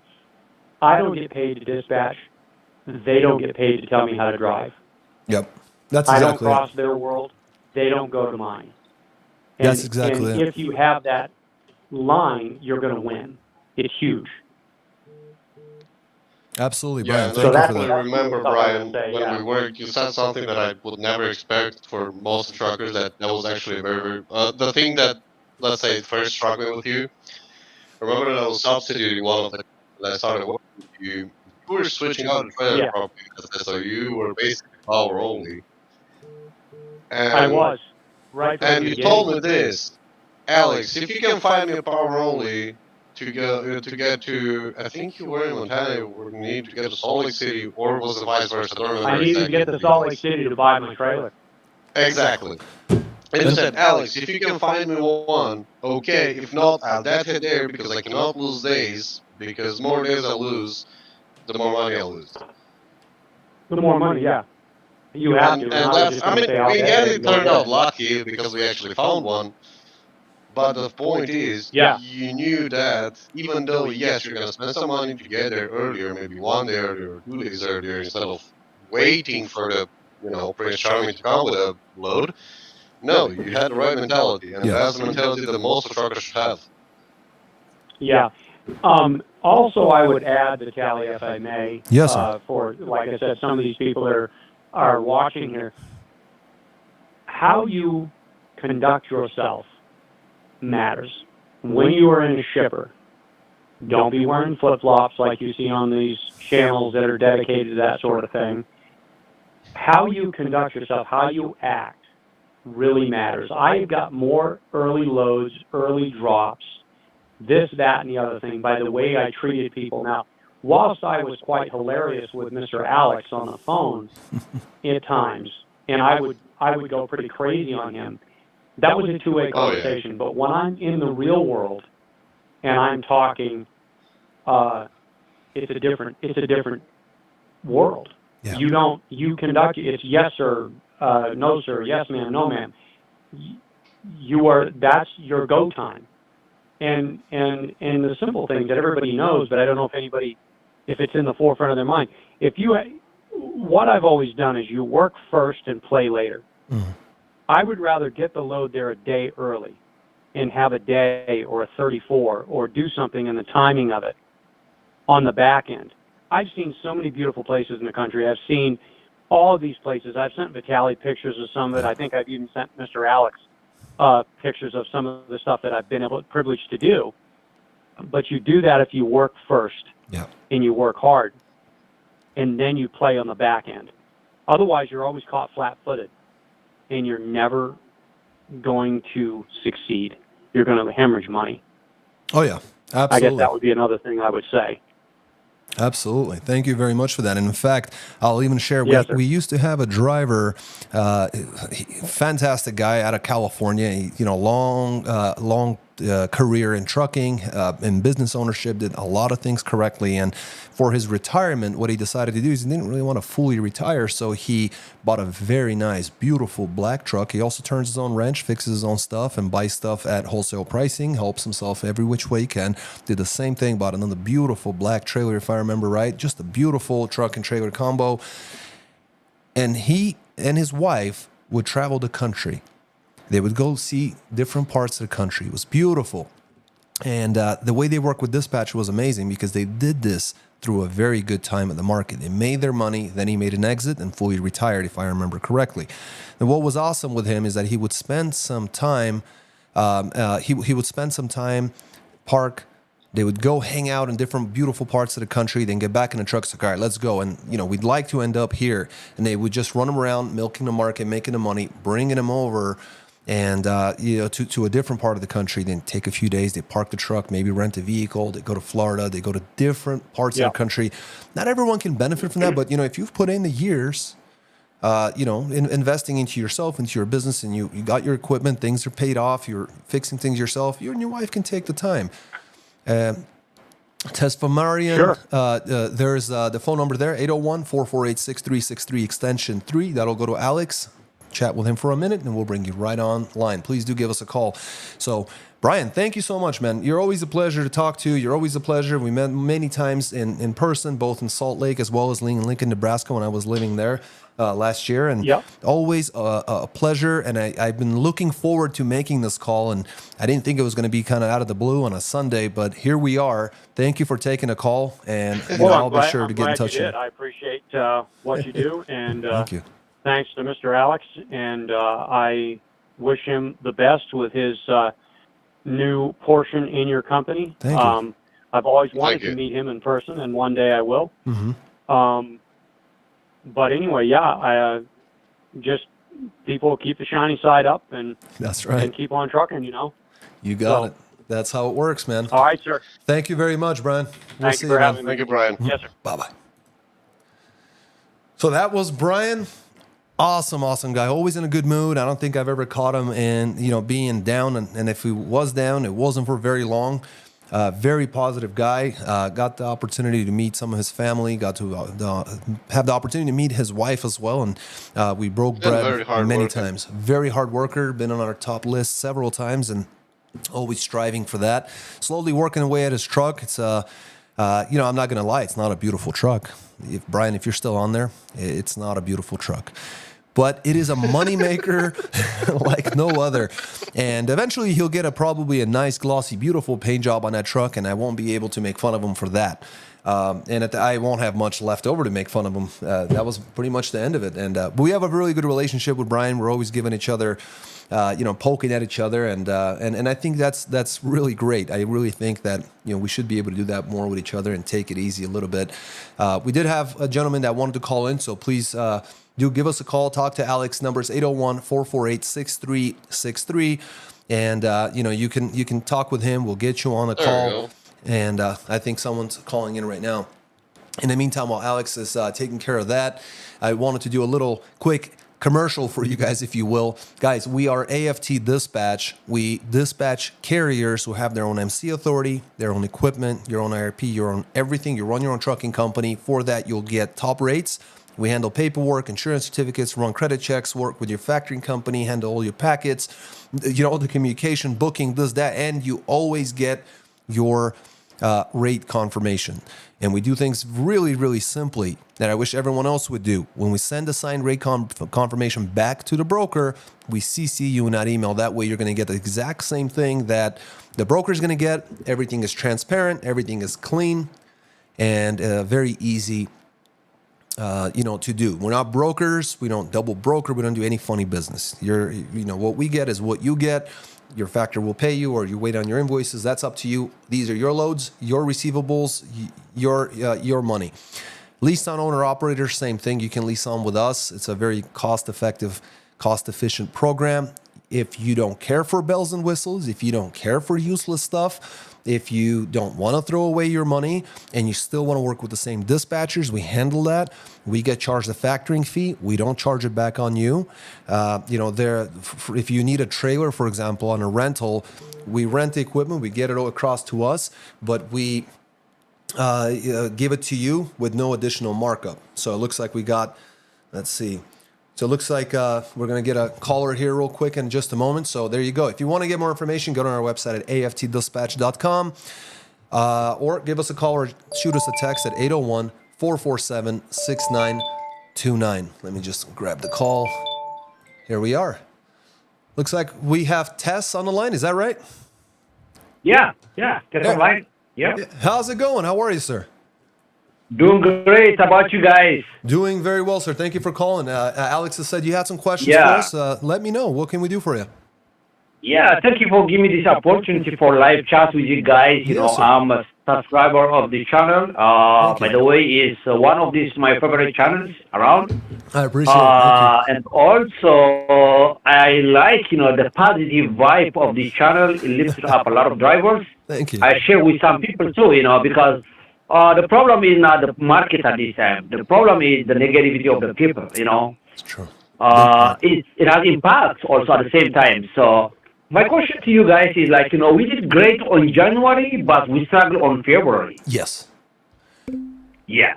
So a lot of forecasts, they say it's going to be continuing this way until the middle of the summer. So I don't take the words, but, what do you think, guys, according to what the channel is says, the source for him is dilemma. Mm-hmm. What is the forecast for the next, maybe, we don't expect March from April. What do you expect, the forecast? Maybe he might explain that, but I can join you guys late. Can you explain, can you give us some heads up on the forecast? Absolutely. Let me see. I think our audio is a little bit low. So let me see. No, if it's maybe... perfect now. Oh, no. Is it? I just lowered it. No, you're good. You're completely fine. I just wanted to lower it a little bit so that it's a little bit cleaner. Yep. On that end. So we didn't really cover this in too much detail. So certainly, thank you for the question. So the issue is, as we did talk a little bit about, is that there are so many changes going on in the world that you might have something beautiful and all your technical analysis, all your graphing and charting and all those things, candlesticks and whatnot can show you one thing. And then all of a sudden the next morning we wake up on a Monday and it turns out to be that there's a new war out there, or there are certain more additional sanctions put on a big country, and that will affect our logistics industry and the trucking industry. So there is that. Now the other thing is, generally we do see small increases throughout through January. Like we generally will see it from November, we'll go into December with the holidays, then it completely dies out. January comes back in, we usually see spikes. This year we saw spikes partly because of weather, but again, as our viewers know, in the last few videos, I kept talking about how it's not only weather, because when we looked at the LMI, we saw positive indicators. We saw that warehousing was expanding, the warehousing utilization, the number of trucks was declining, so that increases, lowers capacity, increases our rates.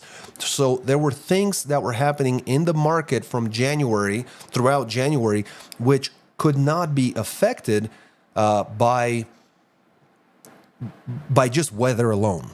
Basically, just by weather alone. So in February, it went down. We're still on a positive trajectory. And people ask me in the comments, why are the rates so low?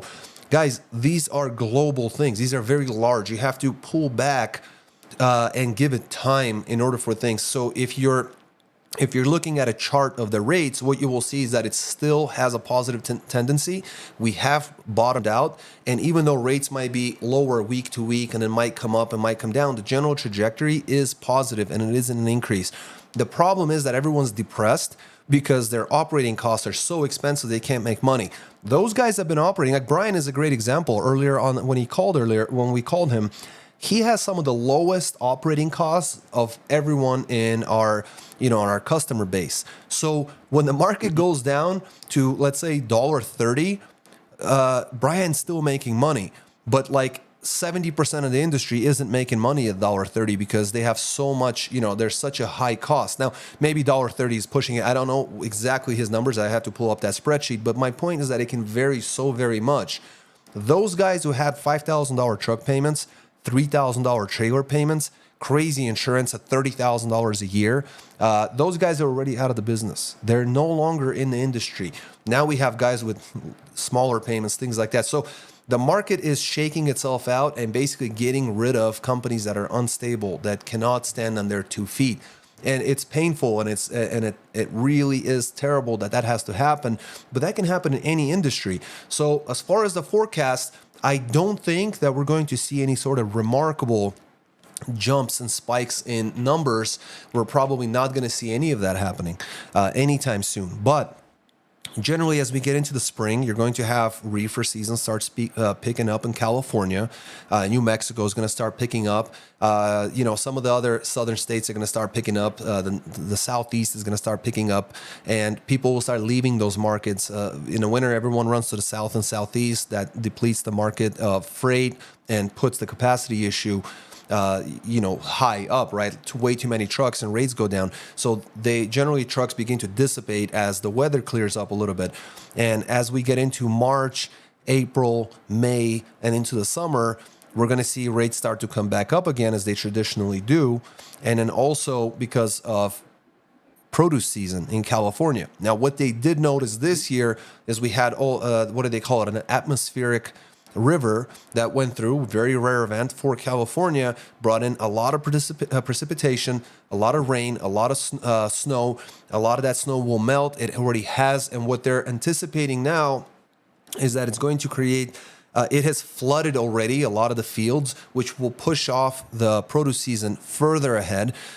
This may make it so that there's less product to go around, or maybe it won't. But what it will do is it will compress the timelines. And if there's a really good harvest, then there's going to be a lot of freight for a shorter period of time, which naturally will increase rates. But it could be that there's a lot less product. And so we might have to wait for a little while to get the idea of what the crops are and how they're coming out. Plus, we're not out of winter yet. And there might be another surprise storm or something might come around that will affect it. I mean, we saw a crazy snowstorm right around the Flagstaff area, Arizona. The Death Valley is like a giant ocean at this point. There's huge lakes that have formed in Death Valley. Like, what is it? The hottest place on earth or something like that, right? I think it's considered on the California and Nevada side. So the truth is the whole market is changing. So I don't think there's going to be any major changes for the positive, but we are going to see changes. And I'm still thinking that starting around this time, and we'll see, because the numbers are going to come in. And this Thursday, I'm going to receive the spreadsheets for the rates, and I'm going to be looking to see if we are seeing a general increase.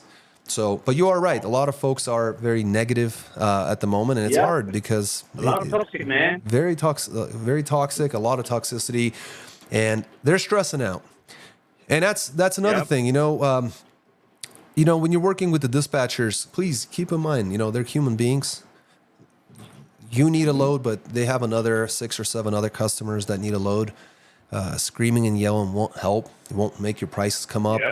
It'll frustrate everyone. It'll make them not like you very much and things like that. There's James West. Awesome.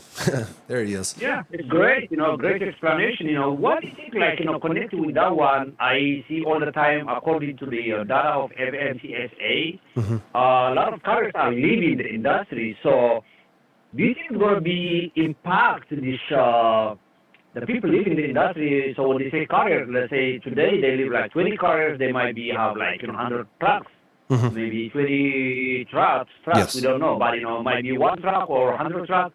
Anyways, people are leaving like crazy, especially Yes. on January. Man, it was shot. Oh, yeah. So, and people leaving is not a good sign. People leaving because they became out of business. But when the people we are floating in this market, do you think it's going to be a good sign for us? So, people leaving the industry is not a good sign. It's a great sign, to be honest with you. That's what we need. We need a lot more people to leave the industry. And that's what's happening. It's mainly people who have very high operating costs. They just can't do it. The reason why this took an extended period of time is because people went through what's called a cash burn situation. So what happened is they made a ton of money. They entered the industry, and maybe let's say they had a really good 1 year or a really good 9 months, and they made a really healthy amount of money. They got a taste for it. The market crashed. And so a lot of people are saying, okay, look, we have $200,000 sitting in our account. And what we're going to do is we're going to go through we're going to burn this cash and stay in the market as we pay insurance and as we operate negatively. But as they operate at negative rates, they're losing money on every mile, and they're putting their life and their time and their money and their energy into it. And after a while, it gets kind of tiring. But now it's not just been a while, it's been a year. It's going into 2 years. And the problem with it is that people run out of money, and then eventually they go out of business and say you can't make money in the trucking. It's not what like it used to be, et cetera, et cetera. But people, don't like to look at the mistakes that they have made. Maybe the better thing for them would have been to actually run some numbers, open up a spreadsheet, calculate and say, okay, what are my operating costs? And they come and they say, okay, my operating costs are $2.75 a mile. The market, I'm barely breaking $2 a mile. That means 75 cents. I'm losing that money. And, I should cut my losses and come out and keep as much as I can, because if they ran 12,000 miles a month at 75-cent loss, that would have been $9,000 a month that they're losing. After, 10 months, that's $90,000, $108,000 in a year. Can they afford to do that at those losses? A lot of people can't. And so they're saying, man, I've worked a whole year, and everything that I made last year, half of it went out the window. And some guys are doing it for a second year. So right around now, moving forward, we're going to see bigger exits from the industry, more exits from the industry, more MCs shutting down. I see it when I call people. I'll call people, I'll talk to them. Their MC's not in safer. The OT's not in safer. If I may add here, that's a major problem, is that most of them, especially during the COVID season when the market really boomed, that everybody was doing 12K and 13K a week and so on. Most of them did almost nothing to lower their operating costs with that money. Like, let's say, okay, you make 12K a week gross. Say 7 or 8K out of that is yours, because the fuel was also cheaper. Not by much, but it was almost there. Let's say it's the same. Operating costs were pretty cheap too. You were doing a lot of money. Why not pay off that truck? Out of that 8Ks, 5K, put it in the truck, pay it off. Trailer, pay it off. You made a lot of money, you bought yourself a nice house, you bought yourself a nice car. Yeah, that's what people did. The market crashed. You could not survive the market. You had to sell the car that you bought for much less. Then you sold the house because you couldn't afford to maintain it because you were not making any money. And slowly you sold the truck too. Yep. And I've seen at least 12 stories like this, exactly the same. Yeah, definitely. This happens all the time. I've had folks, I've had several cases. One comes to mind in particular. We had a gentleman who had bought an Ford F-350 brand new truck. And he was always on the road. He was always working. So it didn't really make sense why you're making some huge truck payment. I can't imagine how much that truck payment was under today's rates and interest rates, and how trucks are so incredibly expensive. And you're never home, you never drive it, this and that. Then they also bought new furniture, and they also did new additions. Now, all of those things were financed. You know what I mean? So those payments remain. They have to keep doing that. And a lot of people forget that you can do principal-only payments. Every bank will allow that. It all depends on how your loan is structured, but most will allow it. And you want to make sure that there are no prepayment penalties and no early repayment penalties. And a lot of banks, especially the decent ones, are not going to have that in there. And you can have a certain amount of money being sent over towards your principal only. It may not seem like a lot, But an extra $100 a month, an extra $300 a month, if you can afford it, especially when you have the money coming in, it will save you actually thousands of dollars on your total amount of interest paid towards that piece of equipment. And when you're considering that you're buying, something for $250,000 setup truck and trailer, you're financing this thing at a high interest rate for a short period of time with a large outstanding balance, your payments are going to go through the roof. So if you can lower the amount of finance of the balance by just even a little bit by making small prepayments, is going to have a night and day difference. Is going to make a huge difference. And as we looked earlier on at the beginning of the stream, we looked at some numbers. Get rid of the truck; it's paid off. You just paid off $66,000 for that year that you're not going to pay. That 66 was a driver pay, but there was around that same amount was for the truck that you were paying off. The driver pay. Don't be in such a hurry to put a driver behind the wheel. You're the driver. You have capability. You have the licensing, and you're the owner. You need to be out there on the road. So keep that money. Lower your factoring cost by negotiating that. Lower your insurance costs. Improve your fuel efficiency. And people think it's $100 here, $200 there. That's only $300. We spend so much in trucking. Those are little things. But here and there and here and there, here and there, you add all this stuff up, and that we just mentioned. Are the most expensive. Absolutely, and it all adds up. And then at that point, you're going to find yourself in the shoes like Brian, because his equipment's paid off. I think he's got a small payment left over on his trailer, something like that, something very, very manageable. Brian can hang out. He can chill at home and not have to run. He can, for extended periods of time, but then he, hits the road. There are lots of things that he can do that other guys simply cannot afford it. The problem is that a lot of these guys get to a point where they have to work for 3.5 weeks out of the month in order to pay off his operating costs, and then the rest is the gravy. And that's just not a way to live life. So unfortunately, that's the case. James West made a very good comment saying that they should have built relationships when they had an opportunity. And again, that brings me back to the point that truckers are not limited like brokers from making their own relationships. If I'm a shipper or I'm a manufacturer of widgets, you and I can work together. You don't have to have a bond. We can have an agreement. You can produce a document and you can run for me and haul my widgets and whatever I'm making out all over the country without having to deal with a broker. Customers should have been able to do that. And then there's James West saying again, he moved to Great West Insurance and saved a ton. So Great West, fantastic insurance company, but they will not accept you until you generally get into your second or third year in business. So again, your operating costs will be the main driver of your profitability. So we cannot have truckers on the road for any period of time not knowing their operating costs, because how are you going to tell me if you're making money or you're not? A lot of truckers can't even tell the difference between gross and net. They're spending gross when they should be spending net, so it's really tough. So fantastic. You're absolutely right, sir. Thank you for calling in. Is there anything else that I don't want to keep you on the phone there as we talked? Any other questions that I might be able to answer for you, or it might be helpful to other viewers? Hey, thank you guys. I was still on live. I was hearing everything. Yes, sir. Great conversation, and then very informative too. So, are you guys going to be online next week? Yeah, we'll be doing this every Sunday. We do it at 4 p.m. Central Time, and then the weekly videos come out on Fridays. And then I'll also be doing other videos as well to kind of answer questions. We just wanted to do it this way so that if people have questions, sometimes I don't answer them, sometimes they forget or I forget. So this way we have a long form opportunity for everyone to kind of discuss. Great. I'm going to join you definitely next week. I'm driving every Sunday, but I'm going to be prepared for that, and I'm going to plan accordingly. Thank you very much, guys. Thank you. Take care, sir. Be safe. Bye-bye. Fantastic. I love it, man. I love it. I think this is fantastic. So, our stream is just about over. I think we covered a lot of good information. Yeah, again, not as smooth as I wish it was, but we're getting better every day. We've got you a little bit of music. A lot smoother than last time, absolutely. Figure out that audio problem. Yeah, we'll have to do more testing. Is doubling. Yeah, so that actually means that the setup is wrong. It actually might have been correct the first time, and I actually may have created the problem. So there is that.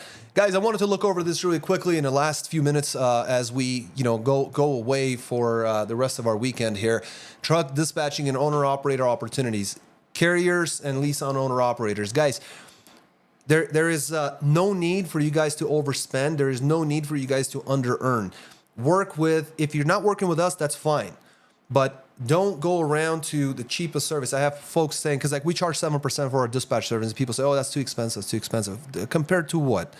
You have to run the numbers and you have to look at it, because for every $1,000, it's only $70. But if you're making an extra $1,000 and you're getting to keep 930 of it, that wouldn't have been there before. $930 is certainly worth the $70 cost of it.